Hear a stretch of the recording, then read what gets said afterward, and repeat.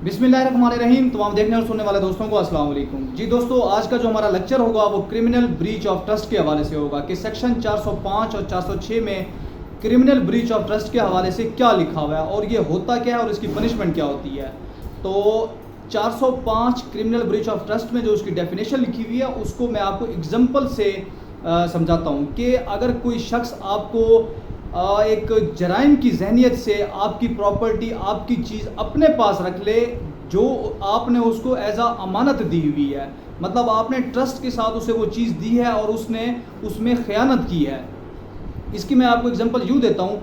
एक शख्स मरने वाला होता है, बिस्तर मर्ग पर होता है, वो अपनी प्रॉपर्टी एक शख्स को कहता है कि मेरे मरने के बाद ये प्रॉपर्टी तुमने मेरे बेटों में इक्वली तकसीम कर देनी है। उसके मरने के बाद, उस शख्स के मरने के बाद वो बंदा वो प्रॉपर्टी अपनी यूज़ में कर लेता है, बजाय कि उसके वारसान में, उसके बेटों में तकसीम करने के जो वो विल करके गया था। इस सूरत में जो वो कमिट करता है वो criminal breach of trust commit करता है।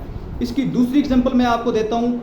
आप किसी शख्स के साथ एग्रीमेंट करते हैं कि हम साथ में मिलकर एक बिज़नेस चलाते हैं।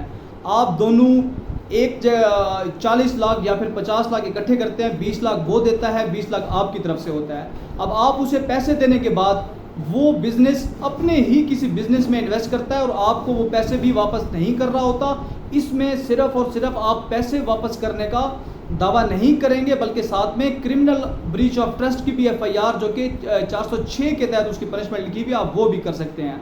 इसकी तीसरी एग्जांपल मैं ये आपको देता हूँ कि अगर आप अपनी प्रॉपर्टी किसी को देते हैं इस हवाले से कि वो वहाँ पे बिज़नेस करें और आप भी वहाँ पे बिज़नेस करें और वो आपको रेंट भी दे, इस बाबत आपका एक एग्रीमेंट होता है, मगर उस एग्रीमेंट के बावजूद वो आपको उस बिज़नेस के प्रॉफिट नहीं देता, ना ही रेंट देता है और वो उस प्रॉपर्टी को भी अपनी यूज़ में कर लेता है, तो ये भी क्रिमिनल ब्रीच ऑफ ट्रस्ट में आता है। अब चलते हैं इसकी पनिशमेंट की तरफ। दोस्तों, इसकी पनिशमेंट जो 406 criminal breach of trust Pakistan penal code 1860 में लिखा हुआ है, वहाँ इसकी punishment which may extend to 7 years, उसको 7 साल सज़ा मिलेगी या फिर उसको फाइन होगा या फिर उसको दोनों होंगे।